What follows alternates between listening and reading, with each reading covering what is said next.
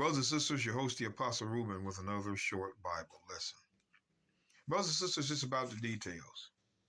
If they're not teaching details, because details are precepts, it lets you know what God is saying himself, not that you have to interpret it.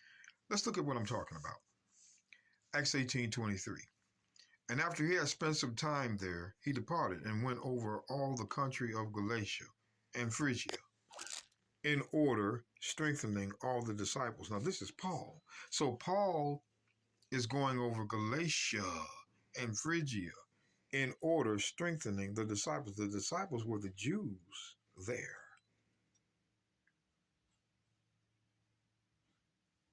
Now, in order, right? Let's mark this page. I want to come back to it. Sorry about that, brothers and sisters. I had to grab a marker. Wasn't expecting to do this. But what does order and strength comes from? He says in order. Paul went to these places in order, strengthening the disciples. Well, let's go to Psalms 119. Let's get to the source. Psalms 119, verse 33. David writes, order my steps in thy word, and let not any iniquity have dominion over me. So the order comes from the word, which is the law. So order comes from the law. You pastors, I'm going to make you put the bacon sandwich down. There's no scripture in this book you're going to come up with that has order any other way besides the law. So let's look at this. Psalms 119, verse 28. My soul melteth for heaviness. I'm down. I'm in sorrow. Strengthen thou me according to thy word. So the strength comes from the word. Strengthen me according to thy word. So Paul was going in the order of the law and teaching the word of the law to give them strength. They ain't giving them no good fish story, backyard story, mom and dad's story on Sunday, like these pork chop eating pastors are doing. They're in this like we finna be. So now let's go back to Galatians 18:23. And after he had spent some time there, this is Paul, he departed and went over all the country of Galatia and Phrygia, in order, the law, strengthened them by that law, all the disciples. So now you know where order and strength comes from. You would have died if you went to Sunday church. Let me move on. So there's Jews in Galatia. So let's look at Paul. Acts 21:39. But Paul said, I am a man which am a Jew of Tarsus. Which am a Jew of Tarsus. So Paul was a Jew of Tarsus. But again, here it is. Paul says in Acts 22:25, as they bound him with thongs, Paul said unto the centurion that stood by, is it lawful for you to scourge a man that is a Roman? Boop, boop, boop. We had a remix now, right? He's a Roman.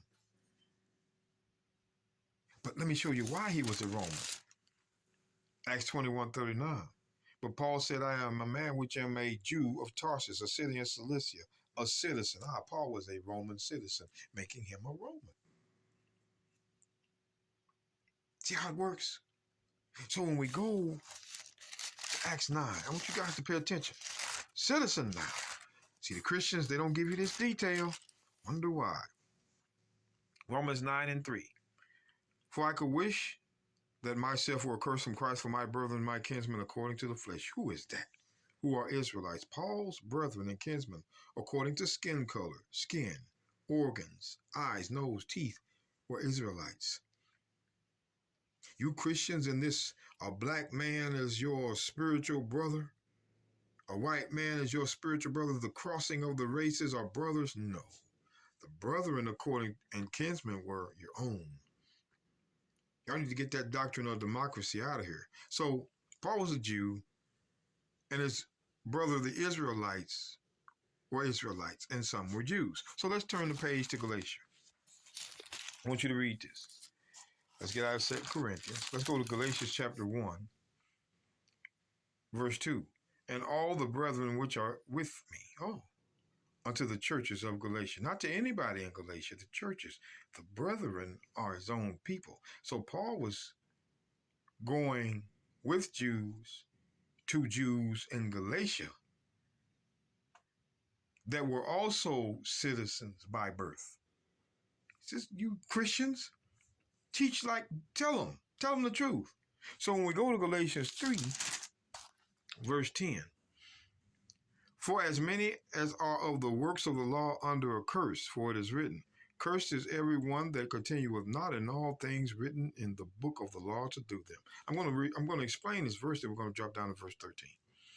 For as many as are of the works of the law under a curse. Who is of the works of the law? Let's go to Romans 9. Because these pastors will have you think everybody was of the works of the law for one reason. I'm going to give you that. I'm going to show you that reason why.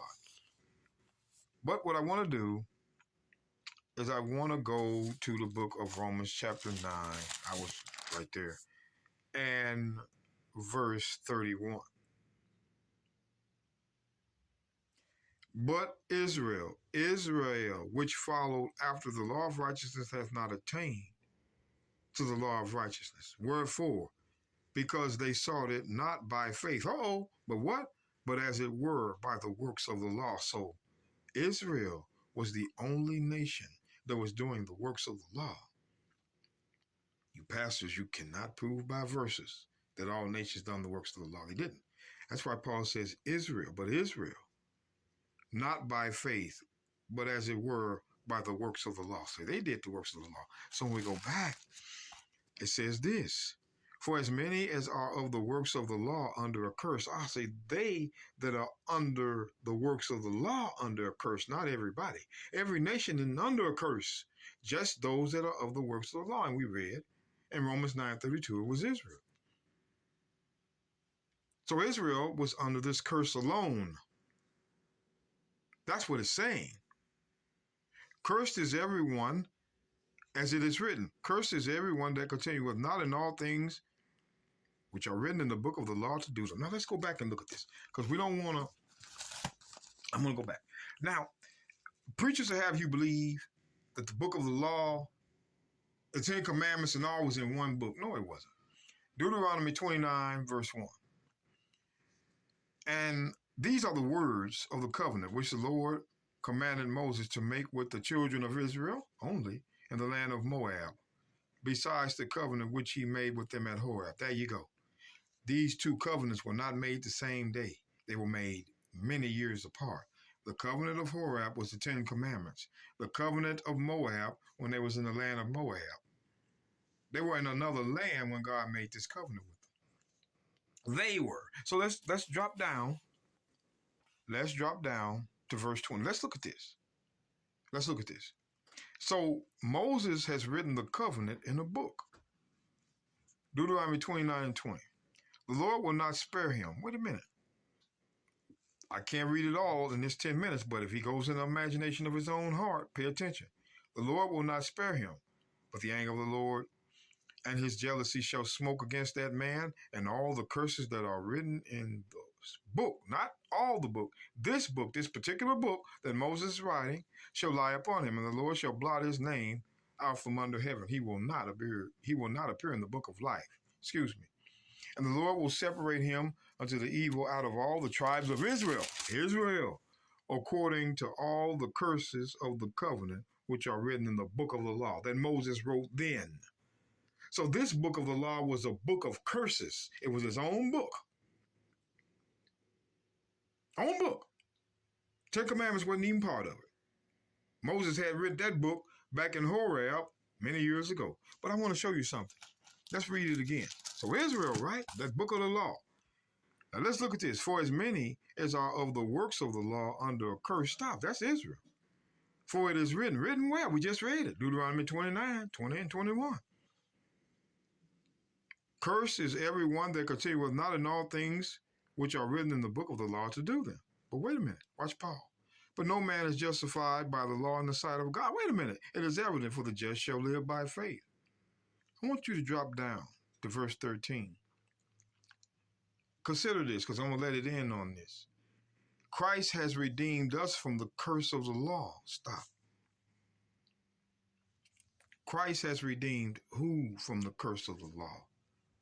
Those that were of the works of the law, which is Israel. And if Israel was the only nation that done the works of the law, they're the only nation cried free from the curse of the law. Pay attention, brothers and sisters. I'm just showing you what they get past you every Sunday.